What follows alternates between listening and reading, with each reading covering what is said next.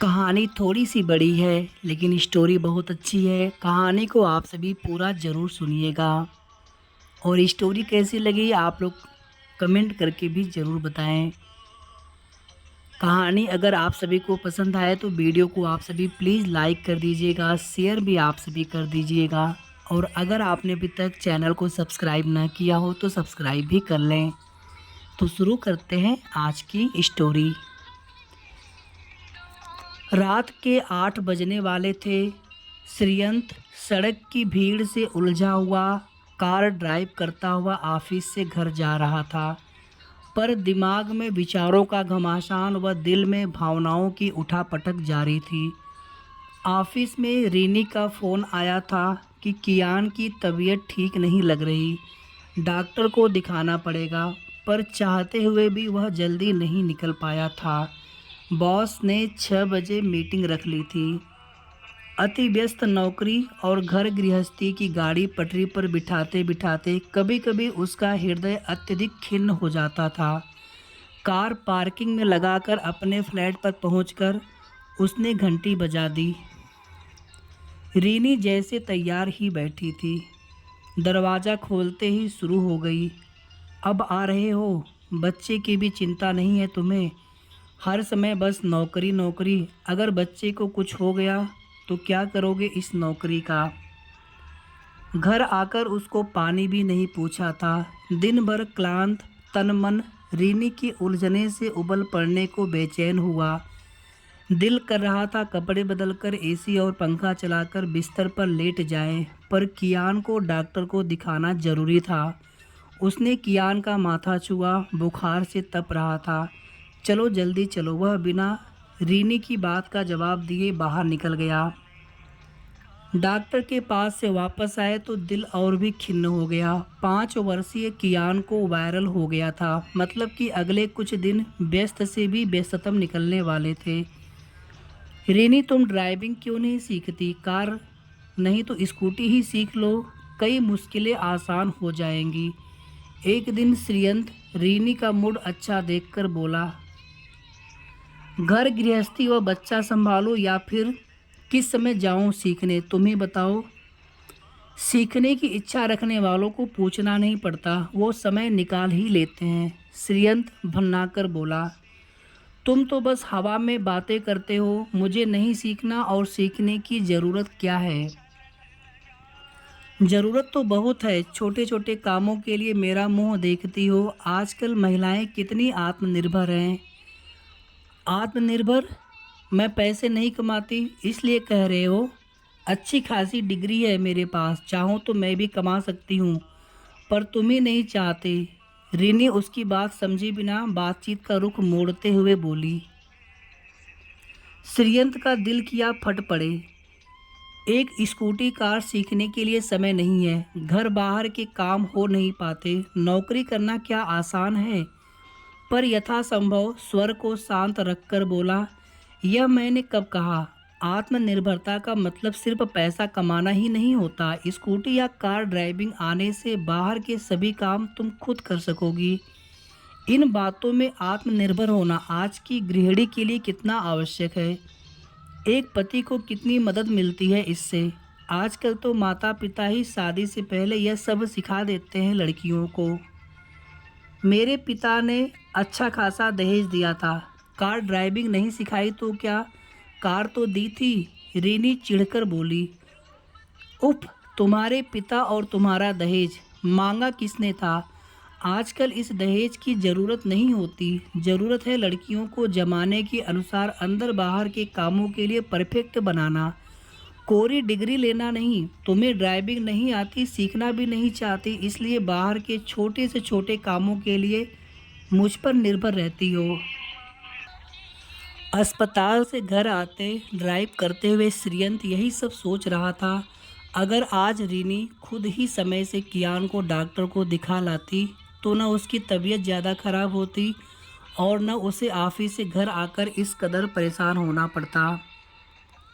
पर रीनी जैसी लाड़ प्यार में पली लड़कियों की बात ही अलग है। नाजुक इतनी कि गृहस्थी भी ठीक से नहीं संभाल पाती। नक चढ़ी इतनी कि रिश्तेदारों या सास ससुर को पास नहीं फटकने देती, और शान बान इतनी कि घर बाहर के काम करने में नानी याद आती है। डिग्री भी इस लायक नहीं कि इतना कमा सके कि कोई बहुत अधिक आर्थिक मदद मिल सके। घर पहुंचकर दिन भर का थका मांदा श्रीयंत कपड़े बदलकर बिस्तर पर लेट गया। रीनी कियान के साथ थी, पर श्रीयंत के दिमाग में अभी भी विचारों का टहलना लगातार जारी था। 6 साल हो गए हैं उसके विवाह को। जब उसके विवाह की बात चली तो पत्नी के रूप में उसने एक शिक्षित गृहिणी की ही कामना की, यही सोचकर कि घर व बच्चे संभालना भी एक पूर्णकालिक काम यानी फुल टाइम जॉब ही है और उसकी पत्नी घर संभालेगी तो वह उसे पूरा तवज्जो व सम्मान देगा, जो उसने अभी तक किसी गृहिणी को मिलते नहीं देखा था। पर इन 6 सालों में वह ऊब सा गया था अपने वैवाहिक जीवन से। नौकरी में भले ही बहुत व्यस्तता थी, पर वह एक सम्मान व संतोषजनक ओहदे पर था। माता पिता का इकलौता बेटा होने के नाते वह उनके प्रति अपने कर्तव्यों को समझता था और उन्हें पूरा भी करना चाहता था। दीदी विवाह के बाद लंदन चली गई थी। अपने बच्चों व नौकरी की व्यस्तता में वह भारत कम ही आ पाती थी, पर बीच बीच में माता पिता व ससुर को टिकट भेजकर बुला लेती थीं। उसके पिता ने काफ़ी कठिनाई व सीमित आय के साथ व माँ ने अथक परिश्रम व किफ़ायत से अपनी इच्छाओं को मारकर उन दोनों भाई बहन को बहुत अच्छी स्कूलिंग व शिक्षा दी थी। दोनों भाई बहन की कुशाग्र बुद्धि ने माता पिता के सपनों में मनचाहे रंग भर दिए थे, पर इन 6 सालों में उसके खुद के सपनों के रंग फीके पड़ने लगे थे।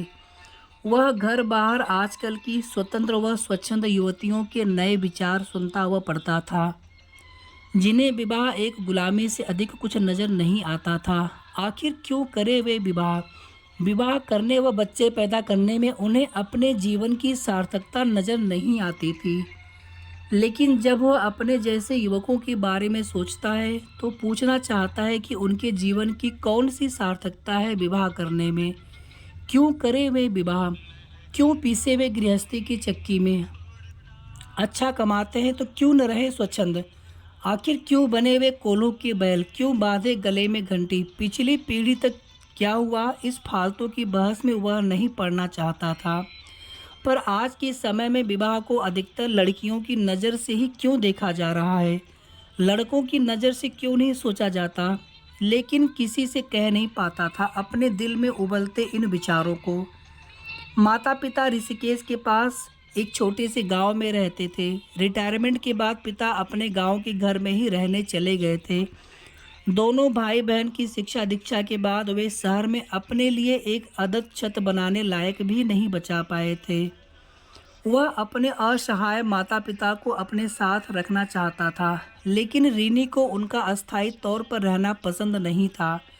वह हर महीने एक निश्चित रकम उनके लिए भेजना चाहता था, तो रीनी 10 खर्चे और गिना देती और वह सोचता रह जाता कि क्यों होती है अधिकतर लड़कियों की यह शिकायत कि वे विवाह के बाद अपने माता पिता की देखभाल नहीं कर पाती। क्या अधिकतर लड़के कर पाते हैं? लड़कियां तो फिर भी भावनात्मक दबाव बनाकर अपने मन की करा लेती हैं, पर घर बाहर व नौकरी में उलझा पति धीरे धीरे इन बेकार के विवादों से कन्नी काटकर अपने ही रिश्तों के प्रति उदासीन होने लगता है। अगले दिन उसे ऑफिस से छुट्टी लेनी पड़ी क्योंकि कियान की तबीयत बहुत बिगड़ गई थी और वह रिनी को अपनी जगह से उठने भी नहीं दे रहा था।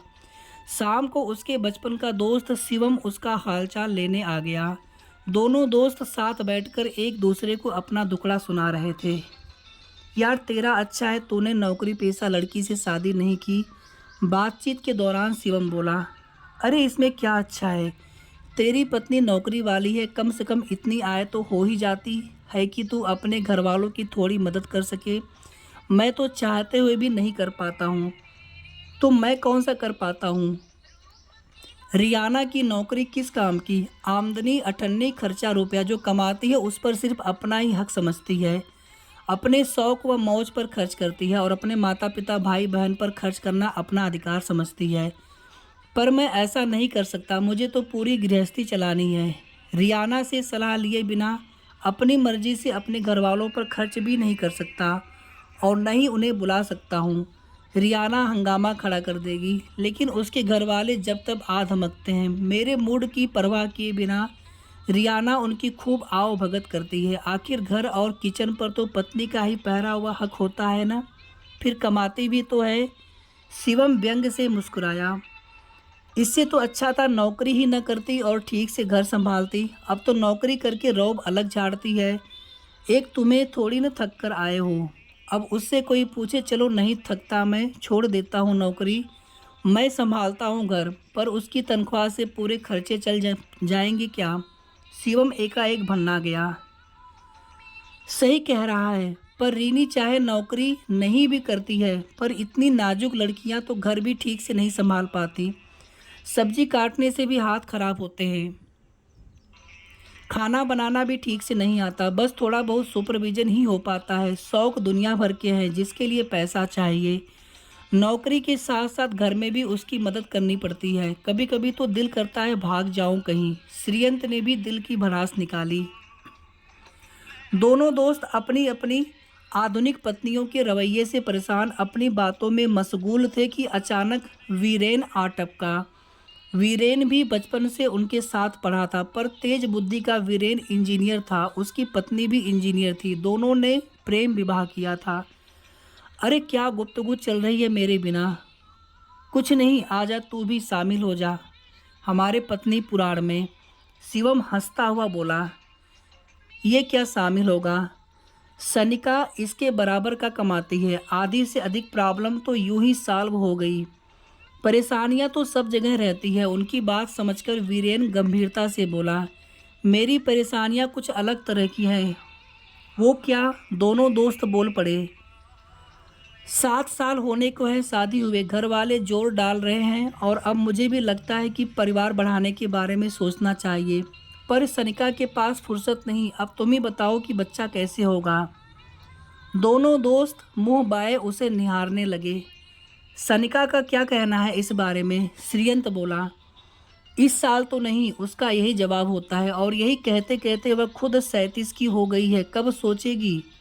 नौकरी की व्यस्तता की वजह से वह कुछ सोच भी नहीं पाती है और इतनी अच्छी नौकरी छोड़ भी नहीं पाती है। तो फिर क्या बच्चा करोगी ही नहीं? शिवम आश्चर्य से बोला। हाँ, यह भी हो सकता है, वीरेन हताशा भरे स्वर में बोला। वैसे कुछ समय से सरोगेसी से बच्चा पैदा करने की बात भी करने लगी है। सुनकर तीनों दोस्त हंस पड़े। ये अच्छा है आजकल की लड़कियों का, पैसा कमाओ और सब कुछ ऑर्डर कर दो, यहाँ तक कि बच्चा भी। तीनों दोस्त अनायास ही ठहाका मारकर हंस पड़े। पता नहीं कैसी जिंदगी हो गई है। एकाएक वीरेन संजीदा हो गया। जब दोनों की अच्छी आय के दम पर देश विदेश घूमना, पार्टी, दोस्तों के साथ मस्ती, एक अच्छी स्तरीय जिंदगी नसीब होती है तो सब कुछ अच्छा लगता है। पर हम कहाँ जा रहे हैं? न अपने माता पिता के रह गए, न अपने लिए बच्चे ही पैदा कर पा रहे हैं, और किसी तरह कर भी लिए तो उनका ठीक से लालन पालन नहीं कर पा रहे हैं। यह तो तू सही कह रहा है यार। वीरेन के चेहरे की संजीदगी शिवम के चेहरे को भी संजीदा बना गई। हमारी माँओं के समय पत्नियां रोया करती थी और पति पुराण सुनाया करती थी। पड़ोसियों, सहेलियों, यहाँ तक कि बच्चों को भी, सबको अपने पक्ष में करने के लिए। और हमारे पीढ़ी के पति अब पत्नी पुराण सुना रहे हैं, पर हम किसी दूसरे को अपना दुखड़ा भी नहीं सुना सकते, क्योंकि कहावत है ना कि मर्द को दर्द नहीं होता। यह सब पता होता तो कभी शादी ही नहीं करता। आखिर क्यों करनी है शादी? श्रीयंत झुंझलाकर कुछ ऊंची आवाज में बोला। पैसा अलग खर्च होता है, आज़ादी भी छिन जाती है, माता पिता, रिश्तेदारों से रिश्ता खत्म सा हो जाता है। नौकरी के साथ साथ घर के कामों में अलग मदद करनी पड़ती है, और रात को पत्नी को उसकी मर्जी के बिना हाथ भी नहीं लगा सकते।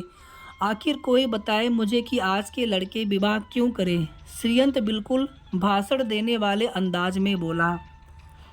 ओए रिलैक्स, तुझे कोई ओट नहीं मिलने वाले हैं। हाँ, तलाक जरूर मिल जाएगा अगर अंदर रीनी ने सुन लिया तो। वीरेन उसे शांत करता हुआ बोला। उसके बोलने के अंदाज से दोनों दोस्त कुछ मजबूरी व कुछ खिसियाकर खिलखिलाकर हंस पड़े। हाँ यार, ज़्यादा तेवर दिखाओ तो कहीं नारी शक्ति जोर मार दे और दिन में भी तारे दिखा दे, कुछ भी हो सकता है आजकल तो। श्रीयंत गंभीरता से बोला। तीनों दोस्त अपनी ज़िंदगी की इस गंभीर समस्या पर बात करते करते आखिर हल्के फुल्के मूड में आ ही गए। पर तीनों मन ही मन सोच रहे थे कि आखिर इस समस्या से पार पाने का कौन सा उपाय है। जब संतान भी पैदा नहीं करनी है, शारीरिक मानसिक सुख भी नहीं है, तो वैवाहिक संस्था का आखिर क्या औचित्य रह गया। तीनों विचार मग्न बैठे थे। तभी शिवम माहौल की चुप्पी को तोड़ता हुआ ठहाका मारकर हंसता हुआ बोला, अच्छा यार, ये पत्नी पुराण छोड़ और जरा बढ़िया चाय तो पिलवा। वह भी मुझे ही बनानी पड़ेगी। क्यों, रीनी कहाँ है? कियान को सुला रही है। श्रियंत भी ठहाका मारता हुआ बोला और किचन की तरफ चला गया। वह साथ ही दोनों दोस्त भी। आजकल की पत्नियां पतियों को वो आईना दिखा रही थी जो अब तक पतियों ने पत्नियों को दिखाया था। तो ये स्टोरी यहीं पर समाप्त होती है और आजकल के पति पत्नी के दाम्पत्य जीवन की समस्याओं को उजागर करते हुए आप सभी अपने विचार कमेंट सेक्शन में ज़रूर बताएं और स्टोरी कैसी लगी ये भी ज़रूर बताएं और वीडियो को आप लोग प्लीज़ लाइक और अपने परिचितों में शेयर करना ना भूलें। और इसी तरह की अच्छी अच्छी कहानियाँ सुनने के लिए अगर आपने अभी तक चैनल को सब्सक्राइब ना किया हो तो सबसे पहले आप सभी चैनल को ज़रूर सब्सक्राइब कर लें। तो मिलते हैं नेक्स्ट वीडियो में, तब तक आप सभी अपना ख्याल रखें। धन्यवाद।